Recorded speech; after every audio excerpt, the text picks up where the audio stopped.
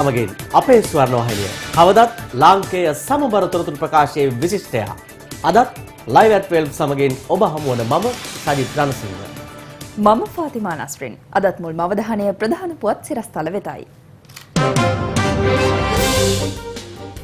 තොණ්ඩමන්ගේ අභාවයෙන් පුරප්පාඩු වූ ඇමති ධුරයට අගමැති මහින්ද දිවුරුම් දෙයි. මෙරට 11 වෙනි කොවිඩ් මරණය වාර්තා වෙයි. මියගිය පුද්ගලයා කුවේට් සිට පැමිණියයි.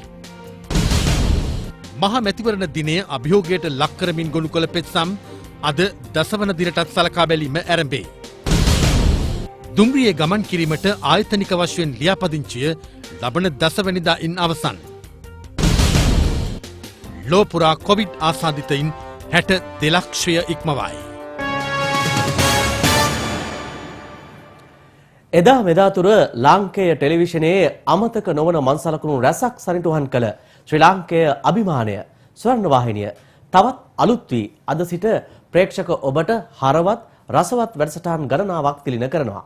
අද උදෑසන 5:30 සිට ආරම්භුණු ඒ වෙනස ගැනයි මේ සටහන.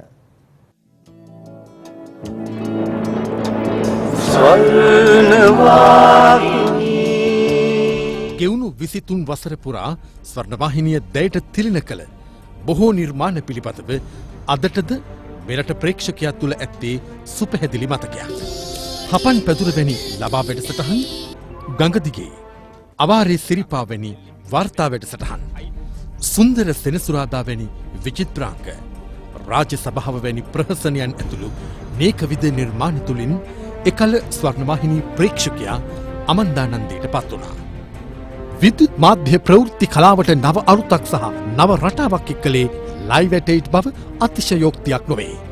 මේ අතර මෙරට මාධ්‍ය වංශ කතාවේ විශිෂ්ටයන්ගේ ඇසුර ලැබූ ස්වර්ණවාහිනියේ ඉදිරි ගමනට අයෝමය ශක්තියක් එක් වූයේ ලාංකේය මාධ්‍ය තුළ පෙරලි කළ දැවැන්තයින් දෙදෙනෙකුගේ ආගමනයත් සමගයි. රෑ 8 ඔබ වෙනුවෙන් කැප කරන ලයිව් ඇට් 8 අද සිට තවත් නිවුන් සොයුරන් දෙදෙනෙකු සමගින් ඇත්ත සොයා යනු ඇත. දවස පුරා ප්‍රවෘත්ති සැමට කලින් ඔබට කියන ලයිව් ඇට් 650 පෙරට ප්‍රේක්ෂකයින්ට නවම අත්දැකීමක්. දවසේ ප්‍රවෘත්තිමේ වටිනාකමක් ඇති තොරතුරු සම්පින්ඩනය කර රාත්‍රී 10 සිට විනාඩි 10කින් ඔබට කියන්නටත් අද සිට අප සූදානම්. මේ සියල්ලට අමතරව සංනිවේදනයේ සොඳුරු සිත්තම් මවන ශ්‍රී ලාංකේය අභිමානීය වූ ස්වර්ණවාහිනියෙන් අද සිට හරවත් හා රසවත් වැඩසටහන් පොකුරක් ඔබ වෙත තිල්න කරනවා. සම්බුදු සදහම් සිසිලෙන් ලක්බිම නැහැවෙන අලුයම 5:30 සිට අඩහෝරාවක් පුරා උතුම් බුද්ධාශිර්වාදය සමගින් අසිරිමත් සියපත් වන්දනා. උදෑසන ආලෝකයේ කිරණත් සමග ආයුබෝවන් ශ්‍රී ලංකා පෙරවරු 8ට ආරම්භ වෙනවා. ඔබට හුරු පුරුදු හදරැඳි පැය අලුතින්ම හැඩවී සතියේ දිනවල දහවල් 11 සිට හෝරාවක කාලයක් විකාශය වනවා. හදබැඳි කලා තාරකාවන් හදරැඳි පැයෙන් අද සිට ඔබ හමුවීමට සූදානමින්. ඔබ කවදත් ආදරය කරන ස්වර්ණවාහිනියේ අලුත්ම ටෙලිසිත්තම සිහින සමාගම අද සිට සතියේ දිනවල රාත්‍රී 9:30ට. මෙතෙක් ඔබ රසවිඳි දාංගලේ පස්වරු 7ට, ඇලඩින් පස්වරු 7:30ටත් සුපුරුදු ලෙස විකාශය වනවා.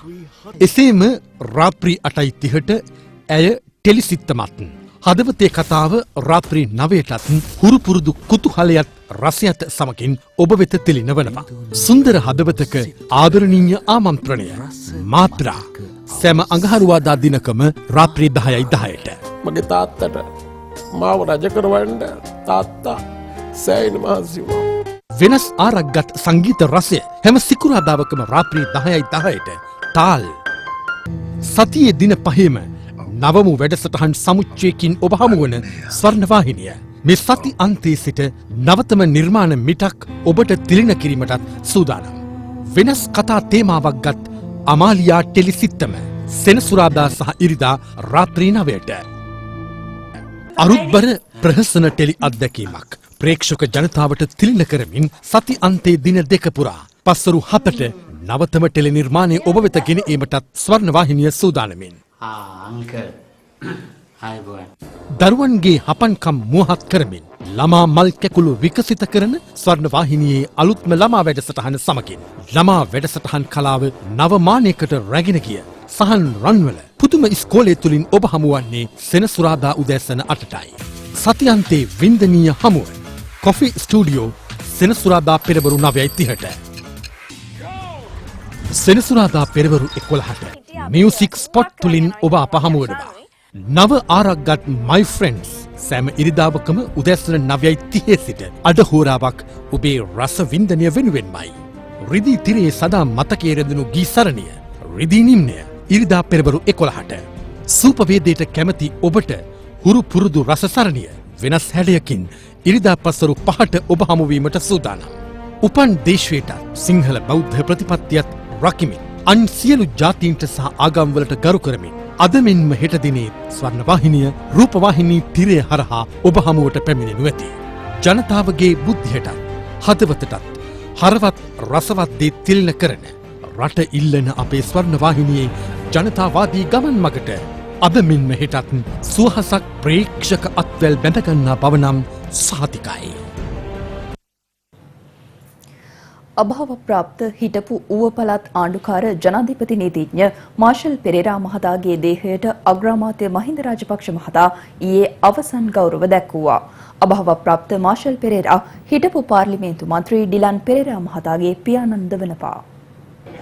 ඉකුත් 30 වෙනිදා කොළඹ පෞද්ගලික රෝහලකදී අභාව ප්‍රාප්ත වූ හිටපු ඌව පළාත් ආණ්ඩුකාර ජනාධිපති නීතිඥ මාෂල් පෙරේරා මහතාගේ දේහය මේ වන විට කොළඹ මල් ශාලාවක තැන්පත් කර තිබෙනවා. අග්‍රාමාත්‍ය මහින්ද රාජපක්ෂ, නාමල් රාජපක්ෂ මහතා ඇතුළු පිරිසක් එහිදී අභාව ප්‍රාප්ත ජනාධිපති නීතිඥ මාෂල් පෙරේරා මහතාගේ දේහයට අවසන් ගෞරව දැක්වුවා.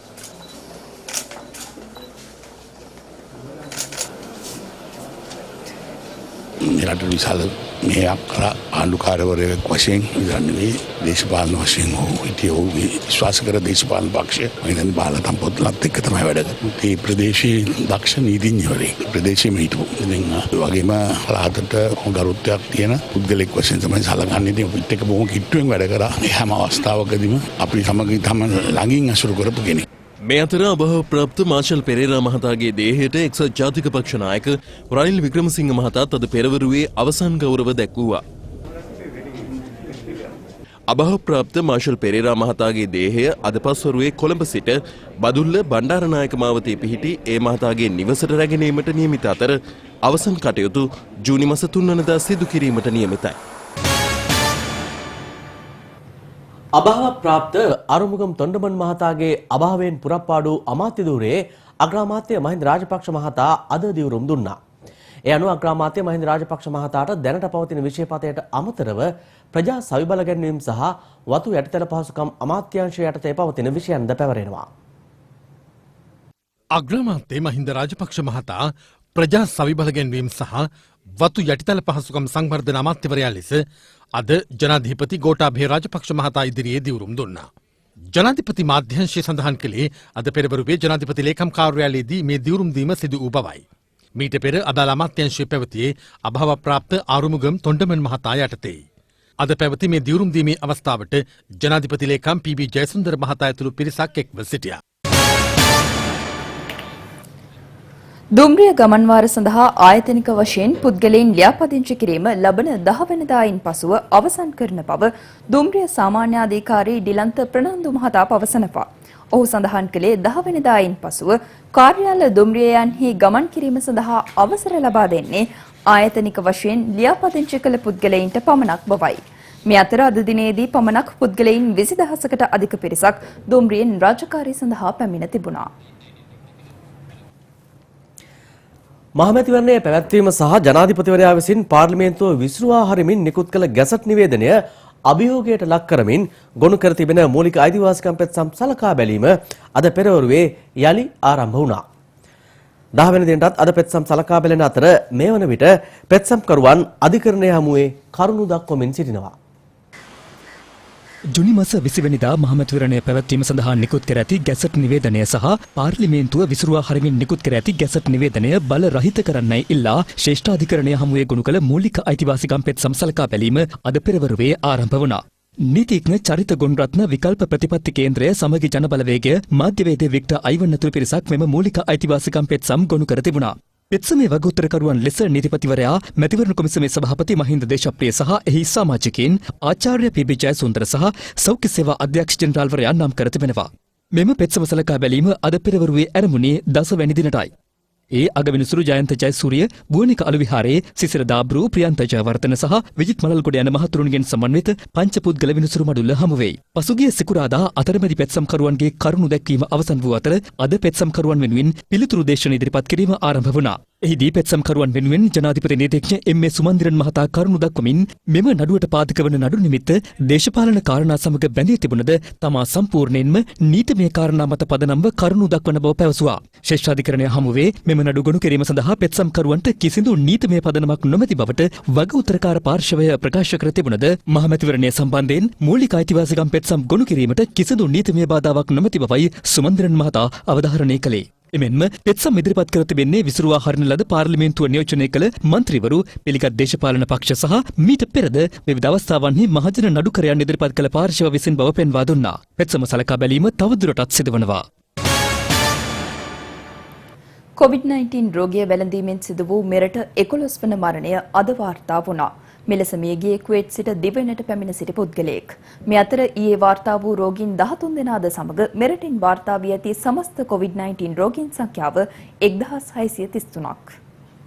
මෙරටින් වාර්තා වූ 11 වෙනි COVID-19 මරණය අද වාර්තා වුණේ හෝමාගම රෝහලෙන්. එලෙස මියගියේ පසුගියදා කුවේට් රාජ්‍යයේ සිට දිවයිනට පැමිණි 45 හැවිරිදි කුරුණෑගල රිදීගම ප්‍රදේශයේ පදිංචිව සිටි පුද්ගලයෙක්. ඔහු හෝමාගම මූලික රෝහලේ දැඩි සත්කාරයකගේ ප්‍රතිකාර ලැබමින් සිටියේදී මියගිය බවයි සෞඛ්‍ය සේවා අධ්‍යක්ෂ ජෙනරාල්වරයා පැවසුවේ. මියගිය පුද්ගලයාගේ අවසන් කටයුතු ජාත්‍යන්තර නිරෝධායන නීතියට අනුව අද හෝමාගම නියදිගල ආදාහනාගාරයේදී සිදු කිරීමට නියමිතයි. මේ අතර දැනට වාර්තා වී ඇති COVID-19 රෝගීන් 1633 දෙනාගෙන් 821 දෙනෙකු තවදුරටත් රෝහල්ගතව ප්‍රතිකාර ලබනවා. තවත් පුද්ගලයන් 74 දෙනෙකු COVID-19 ආසාදිත බවට සැකපිට දිවයිනේ රෝහල් කිහිපයක ප්‍රතිකාර ලබන්නේ වෛද්‍ය අධීක්ෂණය යටතේ. මේ වන විට සුවය ලැබූ COVID-19 රෝගීන් සංඛ්‍යාව 801ක්. ඊයේ වාර්තා වූ COVID-19 රෝගීන් 13 දෙනාගෙන් 9 දෙනෙකු විදේශ රටවලින් දිවයිනට පැමිණි පුද්ගලයන්. තවත් 4 දෙනෙකු වාර්තා වී ඇත්තේ නාවික හමුදාවෙන්. අද උදෑසන ස්වර්ණවාහිනී පත්තරේ වැඩසටහනට සහභාගී වෙමින් සෞඛ්‍ය සේවා අධ්‍යක්ෂ ජෙනරාල් විශේෂඥ වෛද්‍ය අනිල් ජාසිංහ මහතා පැවසුවේ නාවික හමුදාවෙන් රෝගීන් වාර්තා වීම යම් දුරකට පාලනය වෙමින් පවතින බවයි. විදේශගතව සිට පැමිණෙන අයගෙන් රෝගීන් ගණනාවක් වාර්තා වෙන්න ගත්තා. ඒ විතරක් නෙවෙයි නාවික පොකුරේ තවදුරටත් ඊයේ වාර්තා වෙන්න ගන්නවා. ඊට අමතරව ගුවන්තොටුපොළ රාජකාරී කළ හමුදා නිලධාරියෙකුටත් කොරෝනා වැළඳීම පිළිබඳව කතාව යනවා. මේ තත්ත්වයත් එක්ක රටේ ඉස්සරහා කොරෝනා තත්ත්වය කොහොමද වෛද්‍යතුමනි? නාවික හමුදා පොකුරේ තවදුරටත් ආසාදිතෙන් හමු වෙනවා තමයි. නමුත් ඒ ආසාදිතෙන් හමුවන්නේ අඩු වශයෙන්. නාවික හමුදා පොකුර කොටස් 20කට පමණ කඩලා ආසාදිතෙන් හමුවීම සහ ඔවුන් අතර බෝවීම පාලනය කිරීම සඳහා අවශ්‍ය කරන පියවර අරගෙන තියෙන නිසා මේක පාලනයේ තියෙනවා කියලා අපිට පැහැදිලිවම කියන්න පුළුවන්. ඒ වගේම ඔබ කිව්වා වගේ කටුනායක කුවේට් රාජ්‍යයේ සිට පැමිණි අයට උදව් කරමින් සිටි නිලධාරීන් දෙදෙනෙක් තමයි මේ ආසාදනයට පත් වෙලා තියෙන්නේ. කෙසේ වෙතත් ඔවුන් හොඳ තත්ත්වයේ සිටිනවා. එය තමයි මං හිතන්නේ මේ පැමිණෙන අයගෙන් බෝවුන සෑහෙන කාලයකට පසුව එසේ වූ පළවෙනි අවස්ථාව.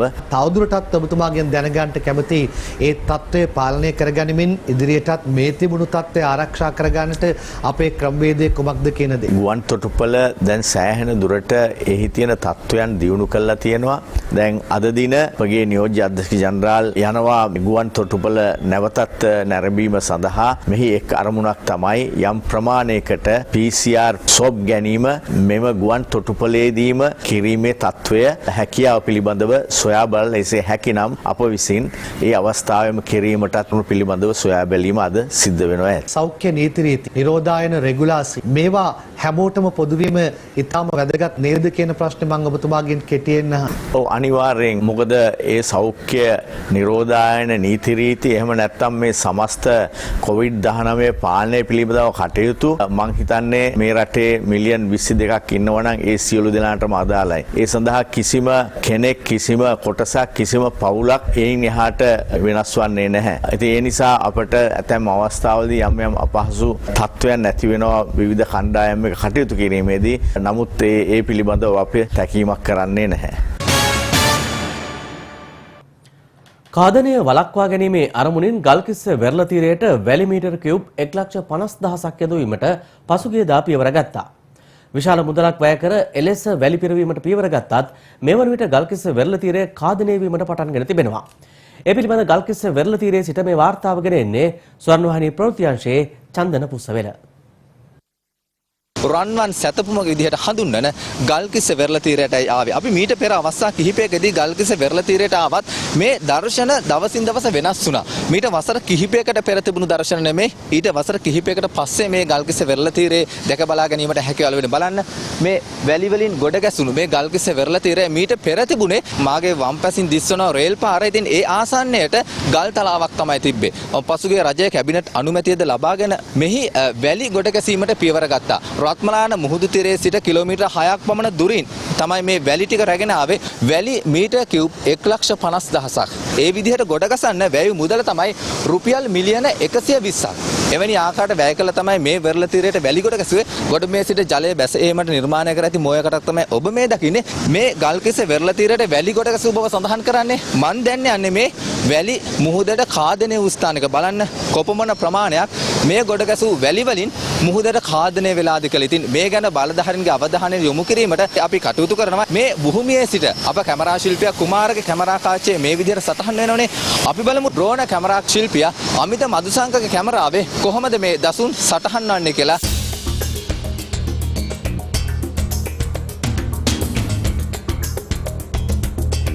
මෙම දර්ශන බලධාරීන් මේ වනටත් නරඹමින් සිටිනවා ඇතැයි අපි අපේක්ෂා කරනවා. ගල්කිස්ස වෙරළ තීරය වෙනුවෙන් යම්කිසි ක්‍රියාමාර්ගයක් ගෙන මේ රැක ගැනීමට මේ වෙරළ ඛාදනය අවම කර ගැනීමට යම් පියවරක් ගනු ඇතැයි අපි අපේක්ෂා කරනවා. දුම්රිය ගමන්වාර සඳහා ආයතනික වශයෙන් පුද්ගලයන් ලියාපදිංචි කිරීම ලබන 10 වෙනිදායින් පසුව අවසන් කරන බව දුම්රිය සාමාන්‍ය අධිකාරී ඩිලන්ත ප්‍රනාන්දු පවසනවා. ඔහු සඳහන් කළේ 10 වෙනිදායින් පසුව කාර්යාල දුම්රියන්හි ගමන් කිරීම සඳහා අවසර ලබා දෙන්නේ ආයතනික වශයෙන් ලියාපදිංචි කළ පුද්ගලයන්ට පමණක් බවයි. මේ අතර අද දිනේදී පමණක් පුද්ගලයන් 20000කට අධික පිරිසක් දුම්රියෙන් රාජකාරී සඳහා පැමිණ තිබුණා.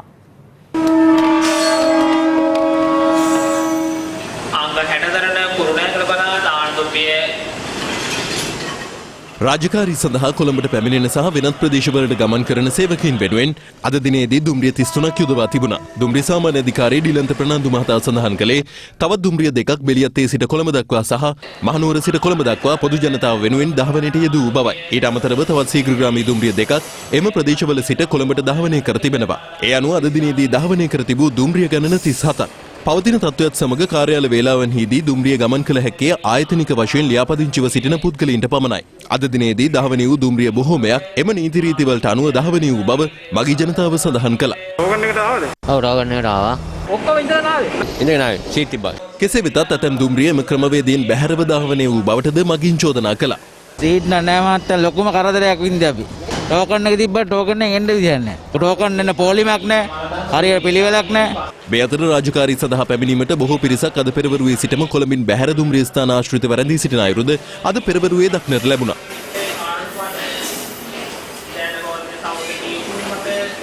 අම්බලන්ගොඩ දුම්රිය ස්ථානයටද බොහෝ පිරිසක් පැමිණ සිටි අතර අප වාර්තාකරු පැවසුවේ අද අලුයම සිටම ඔවුන් එම ස්ථානයේ රැඳී සිටින අයුරු දක්නට ලැබුණු බවයි. කෙසේ වෙතත් කොළඹ බලා දහවනි වූ ඇතැම් දුම්රිය අතරමැද දුම්රිය ස්ථානවල නතර නොකිරීම හේතුවෙන් මගින් පීඩාවටද පත්ව සිටියා. කලතර නවත්තන්නේ යන ට්‍රේන් සමහර ඒවා. අපි හොස්පිටල් එකේ වැඩ කරන්නේ වෙලාවට හතට ඉන්න ඕනේ අපි. ඉතින් කොහොමද බලන්න යන්නේ මෙහෙම? මේ අතර දුම්රිය සාමාන්‍ය අධිකාරී ඩිලන්ත ප්‍රනාන්දු මහතා සඳහන් කළේ කාර්යාල සඳහා පැමිණෙන මගීන් වෙනුවෙන් ආයතනික මට්ටමින් කරන ලියාපදිංචි කිරීම ලබන 10 වෙනිදායින් පසුව අවසන් කරන බවයි.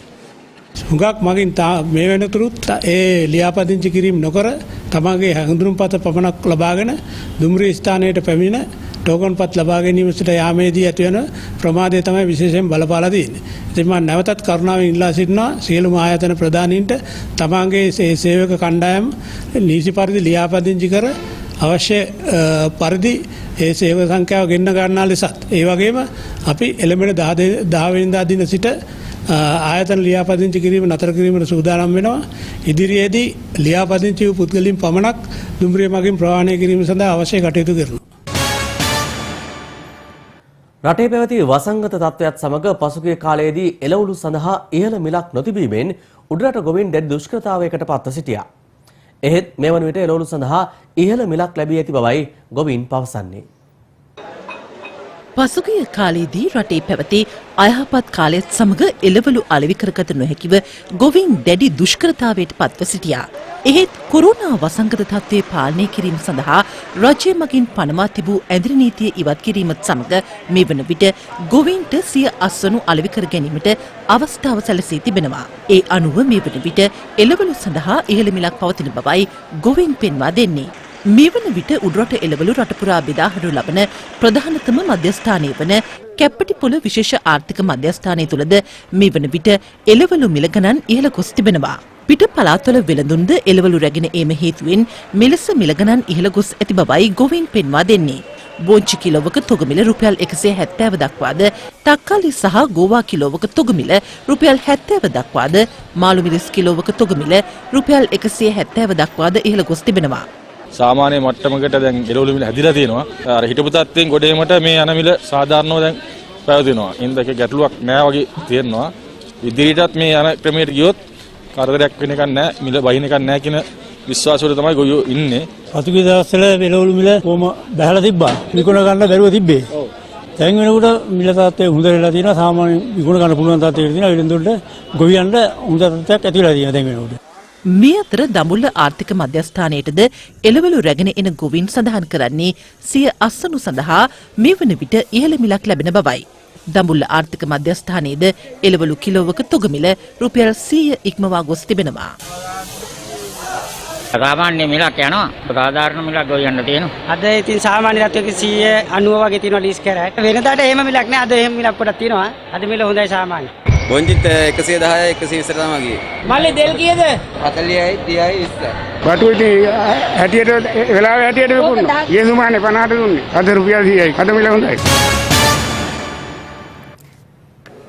නීති විරෝධී මත්පැන් ජාවාරම් සහ සමාජ විරෝධී ක්‍රියා මැඩ පැවැත්වීම සඳහා සිදු කරනු ලබන මෙහෙයුම් වැඩි කිරීමට පියවරගෙන ඇති බව බස්නාහිර පළාත බහර ජ්‍යෙෂ්ඨ නියෝජ්‍ය පොලිස්පති දේශබන්දු තෙන්නකෝන් මහතා පවසනවා. දොම්පේ පොලිස් ස්ථානයේ නිලධාරීන් දැනුවත් කිරීම සඳහා පැවති සාකච්ඡාවකදී දේශබන්දු තෙන්නකෝන් මහතා ප්‍රකාශ කළේ පොලිසිය ගැන මහජනතාව තුළ තිබෙන ප්‍රතිරූපය වර්ධනය කිරීමට සියලු නිලධාරීන් පියවර ගත යුතු බවයි. අපි කොරෝනා එක නැති කරා වගේම මේ ගම්වල එදා ඉඳලා ඉවරලා පරම්පරා ගානක්ම මේ කසු ප්‍රශ්න දිනවනේ. මේ පොලිසිය ඇතුළට වෙලා ඉඳගෙන සිය වැඩක් නැහැ. ඇවිල්ලා අපි ඔක්කොම ඇවිල්ලා මේක ඇතුළට ඇවිල්ලා රාජකාරී වාර්තා කරලා වාඩි වෙලා ඉඳලා ඉවරලා අපි මේ පොලිසිය ඉන්න කරගන්නේ. මේ ප්‍රදේශයේ කසිප්පුකාරයෝ, පුඩුකාරයෝ, ඒ වගේම පාතාල ක්‍රියාකාරකම් කරන මිනිස්සු, ගංජා විකුණන මිනිස්සුන්ට දැනෙන්න ඕන ඇවිල්ලා මේ ප්‍රදේශයේ නීතිය ක්‍රියාත්මක කිරීමේ මේ පොලිසිය. මෙම සාකච්ඡාවෙන් අනතුරුව ගම්පහ දොම්පේ ප්‍රදේශයේ නීති විරෝධී මත්පැන් ජාවාරම් වැටලීම සඳහා විශේෂ පොලිස් කණ්ඩායමක්ද පිටත් කර යවනු ලැබුවේ දේශපාලන තෙන්නකෝන් මහතාගේ ප්‍රධාන අධීක්ෂණයේ යටතේ. කොළඹ ප්‍රදේශයේ කොළඹ ග්‍රාම සේවකයන් 60ක මම ඊයේ පටන් ගත්තා. ඊයේ හවස් වෙද්දී 31000ක් පොලිස් නෝර්ම 76කට තමන්ගේ නිවසේ කොටසක හරි තමන්ගේ ගේ කැලලක් තට්ටුවක් වෙන්න පුළුවන් කුලියක් දීලා හරි මේ ඡන්ද හිමිනාමලෙකට ලියාපදිංචි වෙලා නැති පුද්ගලයෝ ඉන්න අය తాවකාලික පදිංචි කරනවා. ඊයේ දවසේ විතරක් තෝරගත්තු මම ග්‍රාම සේවකයන් 60ක සාම්පලයක් ඊයේ කරේ 31000ක් ඊයේ හවසේ දීවිලා තියෙනවා. බලාපොරොත්තු වෙන මුළු මේ විශේෂයෙන් කොළඹ නගරය සහ සදාසන්න ප්‍රදේශ නුගේගොඩ ගල්කිස්ස වගේ ප්‍රදේශවල මේ తాවකාලිකව ඇවිල්ලා ඉත සියලු දෙනා පොලිසිය දත්ත පද්ධතිය ඇතුළේ ඉන්නවා. පොලිස් පොරම 70කට. එතකොට පොලිසිය නොදන්නවා ඒවා නතර කරගන්නේ මේ වගේ නීතිවිරුද්ධ මත්පැන් නිෂ්පාදනය වගේ බිස්නස් එක පාතාල ක්‍රියාකාරකම් අපරාධ විතරක් නෙමෙයි ජාතික ආරක්ෂාවට අහිතකර විදිහේ දේවල් වෙන්න පුළුවන් වෙලා අර ඒවල් තමයි පොලිසියෙන් දුන්නා. ඒක වලක්වන්න තමයි වැඩිපුර ක්‍රියාව. මෙම වැටලීම් වලින් අනතුරුව මාධ්‍ය වෙත අදහස් දක්වමින් දේශබන්දු තෙන්නකෝන් මහතා ප්‍රකාශ කළේ කොළඹ හා තදාසන්න ප්‍රදේශවල සිටින සියලුම තාවකාලික පදිංචිකරුවන් ආසන්න පොලිස් ස්ථානයේ ලියාපදිංචි විය යුතු බවයි. පැල්මඩුල්ල නගරයේ ඇඳිරි නීති බලපත්‍ර උල්ලංඝනය කරමින් සිදු කරගෙන ගිය මත්පැන් ජාවාරමක් වැටලීමට පැල්මඩුල්ල පොලිසියට හැකි වී තිබෙනවා. උපාය දූතයෙකු යොදවා සිදු කරනු ලැබූ වැටලීමේදී කාන්තාවක් ඇතුළු පුද්ගලින් දෙදෙනෙකු අත්අඩංගුවටගෙන තිබෙනවා. තිස්ස මහාරාම බෙරළිහෙළ රක්ෂිතයේ සතුන් දඩයම් කිරීමට ගොස් සිටි පුද්ගලින් දෙදෙනෙකු සමග මෙරට නිෂ්පාදිත ගිනිඅවි දෙකක් අත්අඩංගුවට ගැනීමට තිස්ස මහාරාම පොලිසියට හැකි වුණා. මෙම පිරිස සතුව තිබී මස් කිලෝ 22ක්ද පොලිස් බහරයට ගෙන තිබෙනවා. නීති විරෝධී මත්පැන් තොගයක් ත්‍රිරෝද රථයකින් ප්‍රවාහනය කරමින් සිටි යුද හමුදාවේ හිටපු සෙබළෙකු පොලිස් අත්අඩංගුවටගෙන තිබෙනවා. ත්‍රිරෝද රථයේ පසුපස අසුනේ සංගවා තිබියදී නීති විරෝධී මත්පැන් ලීටර් 30ක් සොයා ගැනීමට හැකි වූ බවයි පොලිසිය කියා සිටියේ.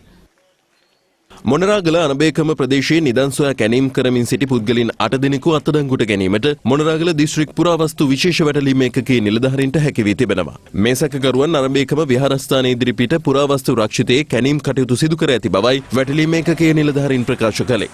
සැකකරුවන් කළුතර, පානදුර, තිස මහරාමේ සහ පන්නේගමුව යන ප්‍රදේශවල පදිංචිකරුවන් පිරිසක්. රටවටින් ලැබුණු පුවත් කිහිපයක් කෙටියෙන් දකිමු දැන්. වවුනියාව ඊච්ඡන් කුලම ඉඩමක තිබී මෝටාරුණ්ඩ දෙකක් සොයා ගැනීමට වවුනියාව පොලිසියට හැකි වී තිබෙනවා. ගෙවත්තක තිබී සොයාගත් මෙම මෝටාරුණ්ඩ පිළිබඳව වවුනියාව මහේස්ත්‍රාත් අධිකරණයෙන් නියෝගයක් ගෙන ඒවා නිෂ්ක්‍රිය කිරීමට පොලිස් විශේෂකාර බලකා බෝම්බ නිෂ්ක්‍රිය අංශය ක්‍රියා කරනු ලැබුවා. අධික වේගෙන් ධාවනය වූ ලොරි රථයක් නාවලපිටිය මඩගාල ප්‍රදේශයේදී අනතුරකට ලක්ව තිබෙනවා. ලොරි රථය ප්‍රධාන මාර්ගයේ නවතා තිබූ කැබ් රථයක ගැටීමෙන් මෙම අනතුර සිදු වී ඇති අතර අනතුරෙන් එක් පුද්ගලයෙකු ජීවිතාක්ෂයට පත් වී තවත් පුද්ගලයන් දෙදෙනෙකු තුවාල ලබා ඇති බවයි අප වාර්තාකරු පැවසුවේ. ඔවුන් දෙදෙනා මේ වන විට මහනුවර ශික්ෂණ රෝහලේ ප්‍රතිකාර ලබනවා. සිද්ධියෙන් මිය ගොස් ඇත්තේ නාවලපිටිය මඩගාල ප්‍රදේශයෙන් පදිංචි 50 හැවිරිදි පුද්ගලයෙක්. දියබෙදුම බකමූණ ප්‍රධාන මාර්ගයේ තුනේ කනුව ප්‍රදේශයේදී අදාළවම මෙම අනතුර සිදු වී තිබුණේ ටිපර් රථයක් සහ වෑන් රථයක් ගැටීමෙන්. එම අනතුරින් 15 දෙනෙකු තුවාල ලබා පොළොන්නරුව සහ දියබෙදුම රෝහල් වලට ඇතුළත් කර තිබෙනවා. බර්නාඩ් අලුවිහාරයේ ක්‍රීඩාංගණය නවීකරණයට මුවා වී වසර 4ක් තිස්සේ අභාවයට යමින් පවතිනවා. 2016 වසරේදී නවීකරණ කටයුතු ආරම්භ කළ මේ ක්‍රීඩාංගණයට වෙන් කරනු මුදල රුපියල් මිලියන 550ක්. මාතල දිස්ත්‍රික්කය තුල පවතින එකම ක්‍රීඩා සංකීර්ණය වන්නේ බර්නාඩ් අලුවිහාරයේ ක්‍රීඩාංගණයයි. එම ක්‍රීඩාංගණයේ මෙරට ජාතික තලයේ ක්‍රිකට් ක්‍රීඩකීන්, මලල ක්‍රීඩකීන්, හොකි ක්‍රීඩකීන් රැසක් බිහිව තිබෙනවා. ඒ අනුව මෙම ක්‍රීඩාංගණය තවදුරටත් නවීකරණය කිරීමේ අරමුණින් රුපියල් මිලියන 550ක මුදලක් 2016 වසරේදී වෙන් කෙරුණා. ඒ අනුව 2016 වසරේදී මෙහි නවීකරණ කටයුතු වෙනුවෙන් මුල්ගල තැබූ ස්ථානයයි මේ. අද මුල්ගල පැනවෙලානේ. මුල්ගල නෑ ඉතින් දැන්. අවම පහසුකම් වලින් වුවද මාතලේ දිස්ත්‍රික්කයේ ක්‍රීඩක ක්‍රීඩිකාවන්ට අතිවිශාල අත්වලක් සැපී වූ බර්නාඩ් අලුවිහාරයේ ක්‍රීඩාංගණයට පසුගිය වසර 4ක කාලය තුල අත්ව ඇති ඉරණමයි මේ.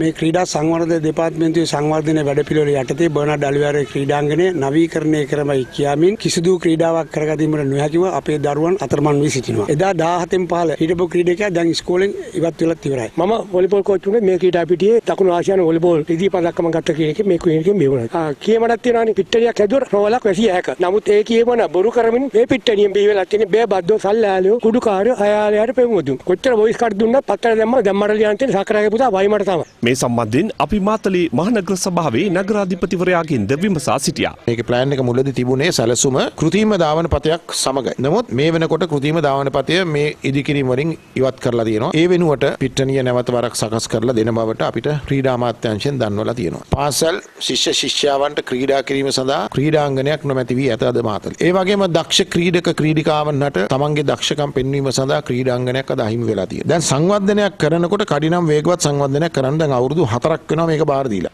රටේ විශාල ක්‍රීඩාංගන සෑදීමට කතාබහක් ඇති වී ඇති කාලයක ගම්මට්ටමේ සිටින ක්‍රීඩකීන් ජාත්‍යන්තර තලයට රැගෙන යන මෙවැනි ක්‍රීඩාංගන නවීකරණය කිරීම කෙරෙහි බලධාරීන්ගේ අවධානය යොමු යුතු බවයි එහි පුහුණුකරුවන් පෙන්වා දෙන්නේ. දැන්වත් මේ ක්‍රීඩාංගනය නිසි ලෙස සකස් කර අපේ මේ ක්‍රීඩකයන්ට ලබා දීලා අපේ මේ කුඩා ක්‍රීඩකයන් ජාතික ජාත්‍යන්තර තලයට ගෙන යාමේ වැඩපිළිවෙලට උදව් කර දෙන්න මෙන් ඉතාමත් කරුණික ඉල්ලා සිටිනවා. Live at 12 අදට අවසන්. මම සජිත් රණසිංහ. යලි හමු වෙමු.